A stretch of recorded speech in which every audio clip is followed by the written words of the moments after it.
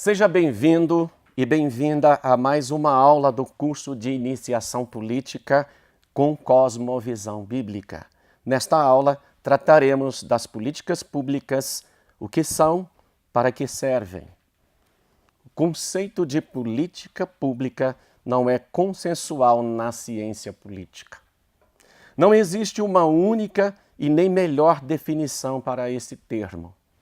Alguns teóricos afirmam que a política pública é o conjunto de ações pontuais do governo que produz efeitos específicos que influencia a vida dos cidadãos em todas as esferas. Outros defendem que a política pública é o que o governo decide fazer ou não fazer. Não apenas as decisões, mas também as omissões dos governantes frente aos problemas sociais seriam, portanto, políticas públicas. Mas o que a Bíblia nos ensina sobre política pública? Qual a concepção de política pública na palavra de Deus? Para que elas servem? Temos exemplos bíblicos de homens e mulheres de Deus que elaboraram e implementaram políticas públicas? Com essas perguntas, nós vamos então começar a ver alguns pontos importantes.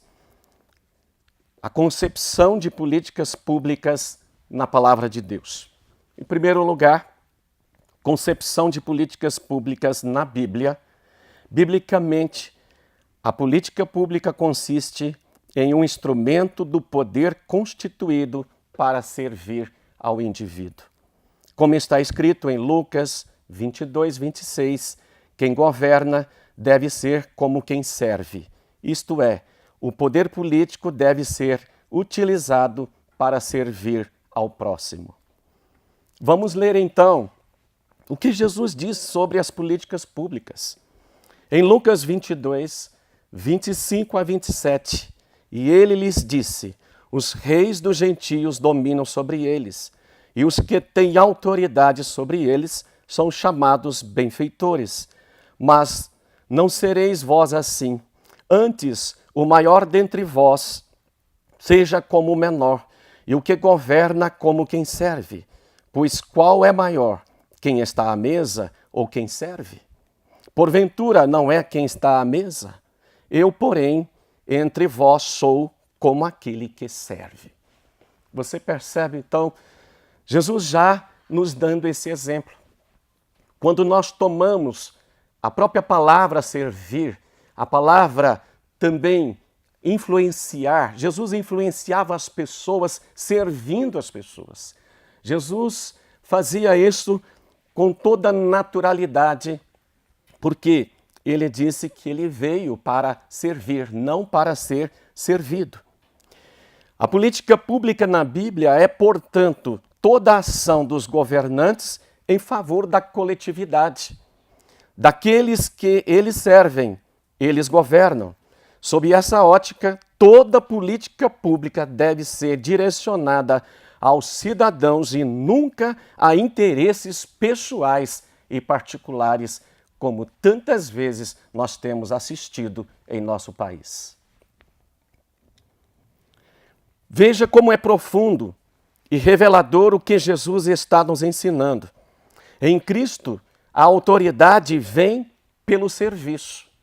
No reino de Deus, a autoridade desse reino se expressa pelo serviço. Ou seja, é o rei, aquele que governa, tendo autoridade porque está servindo.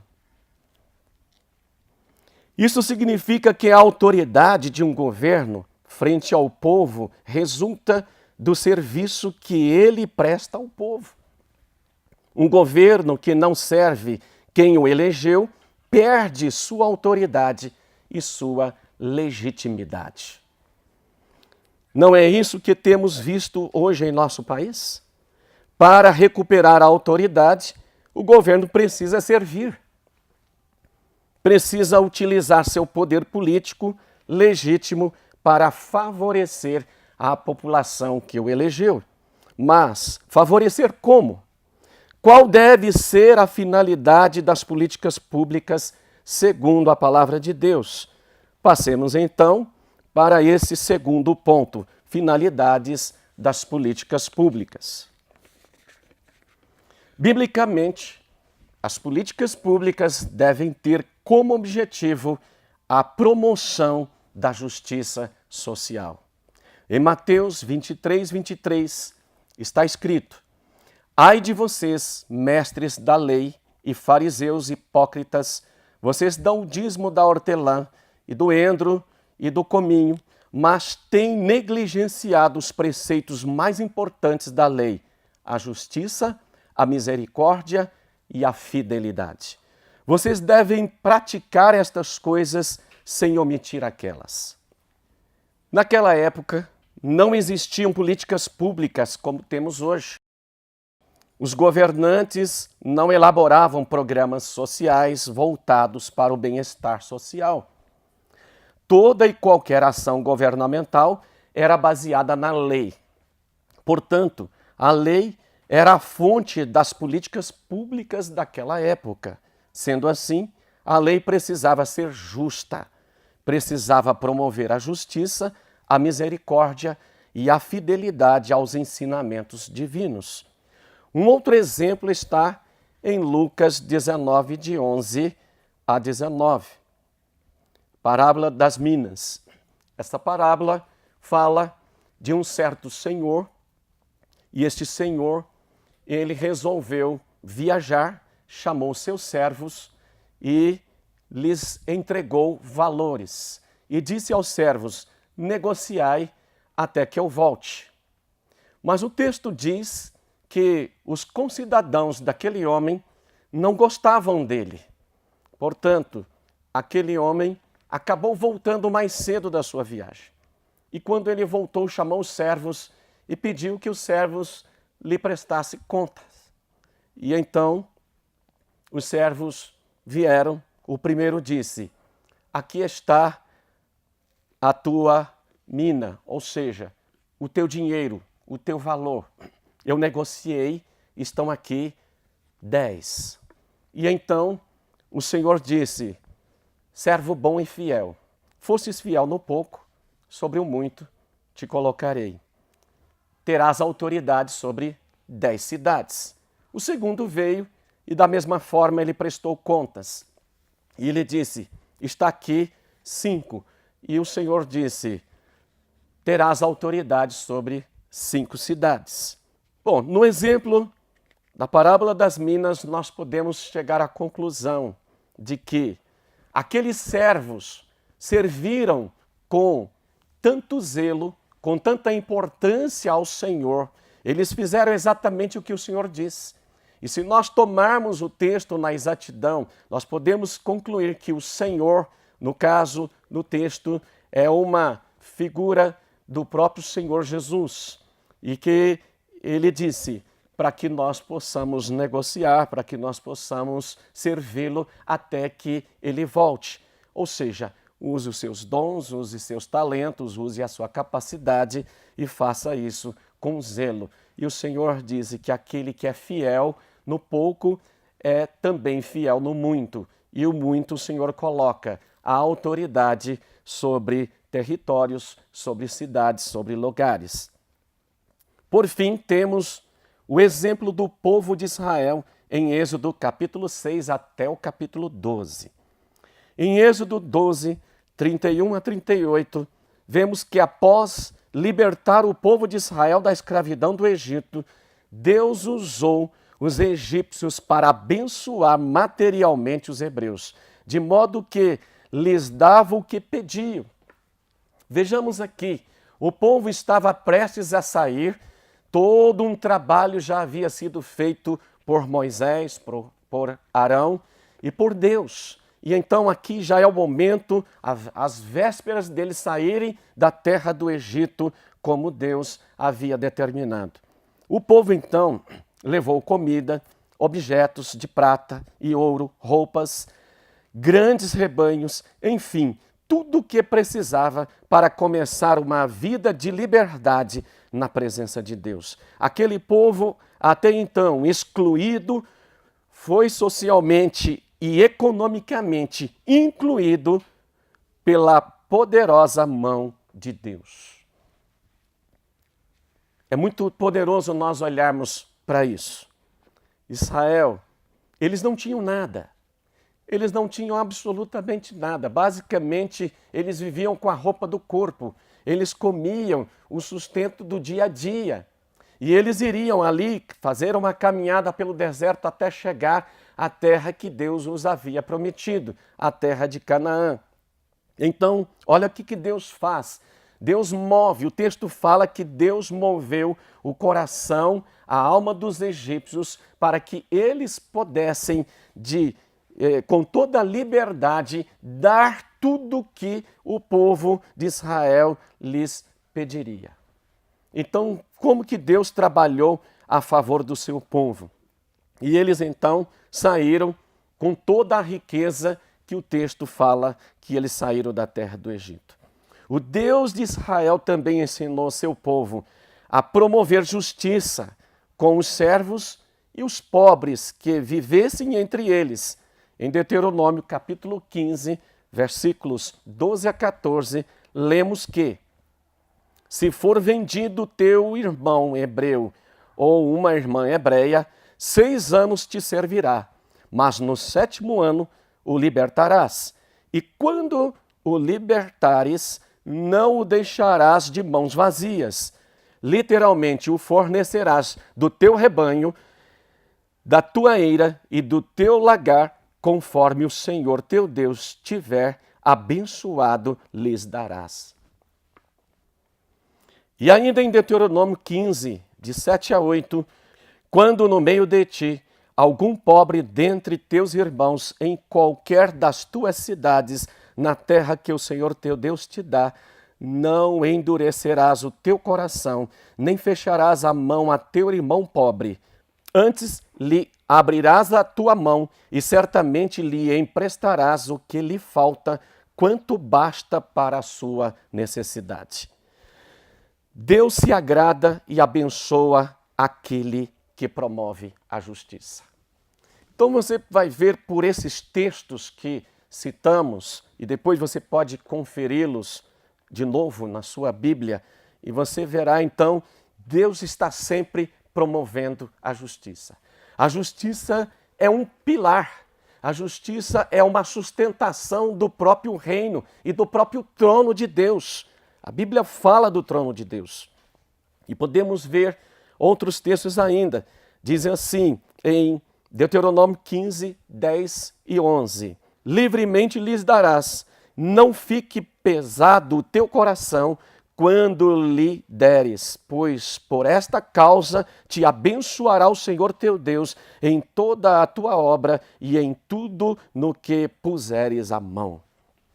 Aqui Deus está falando que aquele que dá, aquele que faz de todo o coração, mas também de todo entendimento, entendendo o significado de dar, é abençoado por Deus. Deus, então, eu costumo dizer que ele não fica devendo nada a ninguém, absolutamente. Outro texto que podemos ver está em Provérbios, capítulo 11, versículo 24. Aquele que dá liberalmente se torna mais rico. Olha que poder aqui nesse texto. Mas o que retém mais do que é justo se empobrece. Outro texto importante, Deuteronômio 15, 9. Guarda-te que não haja palavra perversa no teu coração, dizendo: vai se aproximando o 7º ano, o ano da remissão, e que o teu olho seja maligno para com teu irmão pobre, e não lhe des nada, e que ele clame contra ti ao Senhor, e que haja em ti pecado. Outro texto importante, Colossenses 3, 25. Pois quem faz injustiça receberá a paga da injustiça que fez, e não há acepção de pessoas. Imaginemos esse texto.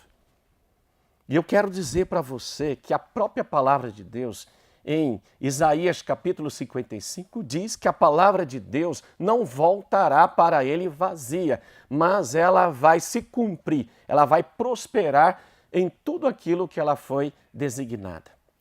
Exatamente como está escrito, ela vai se cumprir. É só nós olharmos para, principalmente, o Antigo Testamento, que nós vamos ler depois o Novo Testamento, nós vamos ver os cumprimentos daquilo que Deus havia dito pelos seus profetas, como, por exemplo, o profeta Isaías. Ele profetizou 750 anos antes de Jesus nascer. Ele falou tudo sobre Jesus, do nascimento, da vida, o ministério e a morte de Jesus, a sua ressurreição. Ele falou tudo sobre o Senhor Jesus. Assim sendo, então, a finalidade da política pública é sempre a promoção da justiça social. Quero que você guarde bem isso. A promoção da justiça social.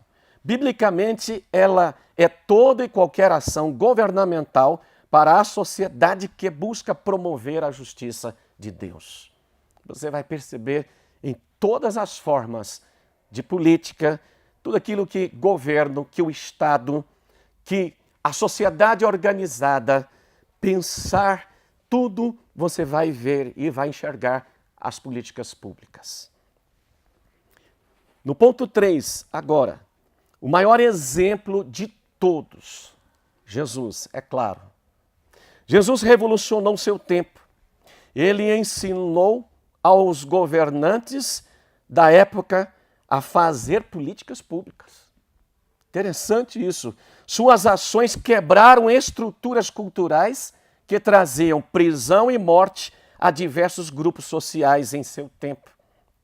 Ele provocou mudanças profundas na forma de pensar e de agir da população e dos governantes que o conheceram na época. Pela atuação dos seus discípulos, as primeiras políticas públicas voltadas para a promoção da justiça social surgiram. Vejamos algumas delas. Primeiro, a política para a criança e o fim do infanticídio. A gente pensa que infanticídio é coisa deste tempo, como nós vemos no caso brasileiro. Não, desde aquela época. Na época de Jesus, as crianças não eram cuidadas. Eram abandonadas. Abandonados meninos e meninas estavam destinados, então, à prostituição ou uma vida de gladiadores, treinados para enfrentar leões, tigres e outros animais perigosos. Eram assim. Outros ainda se tornavam servos, ou seja, escravos. Neste contexto, o infanticídio, assassinato de bebê durante o aborto, no caso, durante ou logo após o parto. Então a criança nascia e aí ela era morta. Então imagine isso. Então isso era praticado no tempo do Senhor Jesus. Então Jesus rompeu com esse sistema de crenças, com essa cultura de exclusão e desvalorização profunda das crianças. Quando nós lemos um texto preciosíssimo, Lucas 18, 15 a 17, nós vemos o seguinte: o povo também estava trazendo criancinhas para que Jesus tocasse nelas. Ao verem isso, os discípulos repreenderam os que as tinham trazido. Então aqui você já começa a ver os próprios discípulos, que tipo de mente, de mentalidade que eles tinham, que cosmovisão os discípulos tinham nesse caso.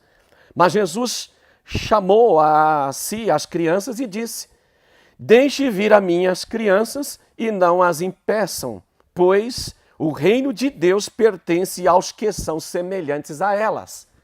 Opa, Jesus agora ele está fazendo algo aqui profundo.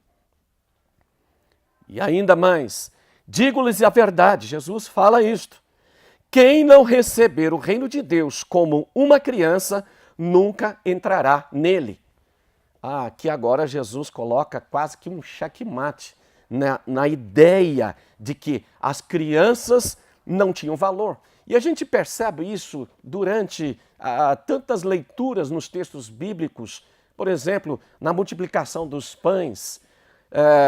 diz o texto, comeram X homens fora as mulheres e crianças. E nós lendo em Êxodo, nós vamos ver, saíram lá da terra do Egito 600 mil homens, e no caso não foram contadas as mulheres e as crianças. Então, você vê que eram mais de 2 milhões de pessoas que saíram da terra do Egito. Vejam, vamos voltar ao texto aqui da criança e Jesus, ou das crianças e Jesus. Vejam, os discípulos então, com sua mente secular, impediam que as crianças se aproximassem de Jesus. Elas não eram reconhecidas socialmente, não eram dignas do contato com Cristo, mas Jesus os repreendeu e lhes mostrou que a visão de Deus não é esta. Em Deus, as crianças são tão importantes quanto os homens adultos. Jesus estava realizando ali ações de valorização das crianças. Ele estava mostrando um novo padrão cultural. Jesus quebra aqui um paradigma muito poderoso em relação à vida humana, nesse caso, a vida das crianças. Temos diversos outros exemplos a respeito na palavra de Deus. Em Mateus 18, os versículos de 1 a 6, em Marcos 9, 36, Marcos 10, 15, Jesus ensina a seus discípulos a ser como uma criança para herdar o reino dos céus. A pregação de Cristo, continuada por seus discípulos e sua igreja, possibilitou que o imperador Constantino declarasse o infanticídio como crime em 318. Além disso, esse imperador reconheceu a importância do fator econômico na prática do aborto por pais extremamente pobres e preocupou fazer funcionar um sistema de assistência aos pais para evitar que vendessem ou expulsassem os seus filhos do lar. Veja bem, eu vejo que essa provavelmente foi a primeira lei em defesa da criança em toda a terra. Não vejo na história. Se alguém descobrir, nos ensine, nos fale. Ponto 2. Política de saúde. Na época de Jesus, o governo e a sociedade organizada não ofereciam nenhum tipo de assistência à saúde. Doenças levavam necessariamente à morte. Não havia uma preocupação em assistir os doentes, tratá-los e salvá-los. É muito interessante esse ponto aqui. E a gente vai descobrir na história que a igreja, no caso, se nós usarmos a figura da igreja primitiva em Roma, a igreja foi ela que inspirou o próprio imperador. Não só na lei da criança, mas também nas questões da saúde. Então vamos em frente. Jesus quebrou essa cultura e desenvolveu uma nova visão a respeito da saúde. Quantas curas ele realizou? Quantas vidas ele salvou? Jesus curou leprosos em Marcos 1, 40, 45, você vê isso.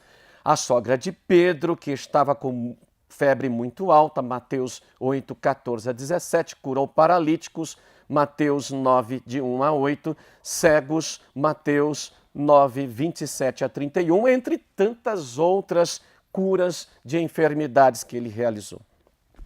Tal como ocorreu com a questão da criança, a pregação de Cristo, continuada por seus discípulos e sua igreja, possibilitou que o imperador Constantino, em 335, estimulasse a criação dos hospitais cristãos. Surgiram então estas instituições de assistência ao doente no Oriente, de onde se transportaram para Roma. Vejamos então o caso da igreja primitiva em Roma. A igreja tinha, na época de Constantino, 10,5% da população de Roma cristã. 10,5% da população foi suficiente para estas mudanças, estas transformações. Por quê? Porque eles eram de fato engajados nesta participação da vida política, da vida social, da vida da cidade de Roma. E se você olhar para a história, você vai ver que a igreja primitiva, ela não somente ganhou Roma, Roma se converteu ao Senhor Jesus, mas o próprio Império Romano foi transtornado pela igreja de Roma. Então, o que aconteceu naquela época? Houve uma doença, nós estamos falando da saúde. Então, as pessoas foram se contaminando. Era uma doença que contagiava um e o outro. Então, quando um homem da família se contaminava, ele mesmo se retirava da casa, ele ia para a rua e sem forças, muitas vezes por causa da doença e a alta febre, né? A igreja então fazia o quê? Os cristãos iam lá nas ruas, eles apanhavam os doentes, separavam, levavam e cuidavam deles, arriscando a sua própria vida. Por quê? Porque eles eram apaixonados e eram cheios de amor de Deus por aquelas pessoas que estavam padecendo. Imaginemos isto, se acontecesse no Brasil tal coisa, se 10,5% da população, né, de Belo Horizonte ou da população do Brasil se voltar para cuidar das pessoas doentes, das pessoas que necessitam de um cuidado, o que aconteceria? Número 3, política para as mulheres. O último exemplo de política pública originada nos ensinos de Cristo é a política para as mulheres. A condição da mulher na antiguidade limitava-se à execução de atividades domésticas, mesmo quando se lhe era permitido fazer ou participar de atividades no exterior dos limites domésticos. A mulher não participava na esfera política, profissional, econômica e outras áreas fora do seu lar. Jesus veio, então, quebrar esse sistema de crenças em relação à mulher. Como ele valorizou a mulher, não só enquanto esposa e mãe, mas também em seu papel na sociedade. As mulheres participaram de toda a vida e ações de Cristo. Jesus conversou e transformou a vida de mulheres como a mulher samaritana em João 4. Ele curou mulheres como a sogra de Pedro e a mulher do fluxo de sangue em Marcos 1, 29 e 30, Marcos 5, 21 a 34. Ele libertou mulheres, Marcos 7, 24 a 30. Enfim, o que ele realizou para os homens, fez igualmente para as mulheres. Podemos citar ainda o exemplo da mulher adúltera, que iria ser apedrejada até a morte por ter cometido adultério.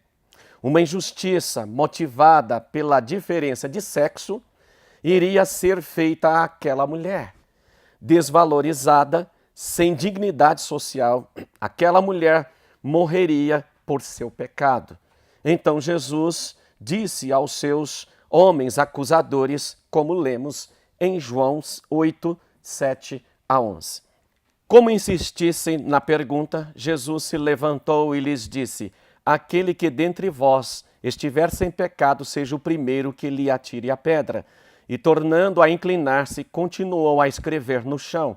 Mas ouvindo eles esta resposta, e acusados pela própria consciência, foram se retirando um por um, a começar pelos mais velhos até aos últimos, ficando só Jesus e a mulher no meio onde estava. Erguendo-se Jesus e não vendo a ninguém mais além da mulher, perguntou-lhe: mulher, onde estão aqueles teus acusadores? Ninguém te condenou? Respondeu ela: ninguém, Senhor. Então disse-lhe Jesus: nem eu tampouco te condeno. Vai e não peques mais. A pregação de Cristo, continuada por seus discípulos e a sua igreja, possibilitou que a figura da mulher se valorizasse enormemente, a ponto de, em muitas situações, ser considerada superior em relação ao homem. Ó, vê que agora a mulher já está, né, numa condição elevada. A mulher passou a ser vista como um ser especialmente capaz de realizar certos encantamentos e receber favor das divindades. Os ensinamentos de Jesus Cristo reforçavam a ideia de que a participação feminina na sociedade era extremamente importante e que seu lugar não poderia ser desconsiderado. Aqui as mulheres ganham uma posição muito importante, necessária e elevada. Nós podemos ver isso em outras formas, como o apóstolo Paulo, ele também fala coisas importantes e ele também levanta a dignidade da mulher com seus ensinamentos. Mas continuamos com as políticas públicas. O governo não deve somente servir aos homens, mas servi-los igualmente. Presta bem atenção nisso. Todo homem é criado igualmente à imagem de Deus. Isto não significa que todos os homens são criados com as mesmas habilidades físicas, talentos, capacidade intelectual ou propriedades. Estas são características externas que variam, mas todos os homens e mulheres nascem com os mesmos direitos: o direito à vida, adoração, fala, trabalho, pensamento e movimentação de acordo com a sua vontade. O marxismo e o socialismo tentam garantir a todos os homens a igualdade exterior. Mas a palavra de Deus afirma claramente que cada indivíduo, não importando a raça, classe, sexo ou habilidades, deve ser protegido pelo governo em sua oportunidade de exercitar seus direitos internos. Então, você vê que é praticamente oposto à ideia. Porque se as pessoas tiverem seus direitos internos garantidos, certamente o desenvolvimento das suas habilidades, de toda a sua vida exterior, vai acontecer naturalmente. Jesus e a igreja primitiva condenaram a discriminação, preconceito e parcialidade no trato. No trato em relação a pessoas, a indivíduos, homens e mulheres. Em Tiago, capítulo 2, você vê, Tiago 3, 9, Atos 15, de 2 a 11, Gálatas 3, 28. Por quê? Vou colocar uma pergunta importante para você. Por que a religião bíblica, cuja essência é a adoração de Deus, enfatiza tanto a justiça para os homens? Por que será? Porque a justiça não é um mero valor. Vou repetir isso para você. Porque a justiça não é um mero valor. É a participação de Deus na vida humana. As pessoas abusam dos pobres e fracos, sem perceber que estão humilhando a Deus. Este é um texto que nós temos que também lê-lo. Provérbios capítulo 14, 31. O que oprime ao pobre insulta aquele que o criou, mas a este honra o que se compadece do necessitado. Veja bem que esse texto ele está dizendo que aquele que oprime o pobre, aquele que comete injustiças contra o pobre, ele está humilhando a Deus, ele está mexendo com Deus.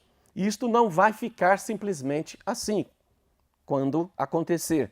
A justiça divina favorece os pobres exatamente para restituir-lhes aquilo que deveriam ter segundo o propósito de Deus para a humanidade, mas que lhes foi negado pelo egoísmo e opressão. Você pode ler também Êxodo, capítulo 22, versículos 22 e 23, Deuteronômio 10, 17 a 19, Deuteronômio 24, de 1 a 13, Isaías 10, 1 e 2, Jeremias 22, 3 e 16. Finalizando, então, esta aula, eu quero fazer junto com você uma reflexão final. Se você é um advogado, juiz, oficial da polícia, soldado da polícia, funcionário público, assistente social ou algum representante do povo que foi eleito para um cargo público ou trabalha no governo em qualquer outra posição, você tem um chamado nobre de Deus. Justiça e retidão são os pilares do reino de Deus. E o seu chamado é sustentar os pilares da justiça e da retidão. Você é desafiado pelas Escrituras a ser uma extensão de Deus para trazer justiça ao povo para o qual você trabalha. Não importa se você, como Salomão, trabalha em um sistema que é justo ou se trabalha em um sistema que é, em parte ou completamente injusto, como foi no caso de José e de Daniel.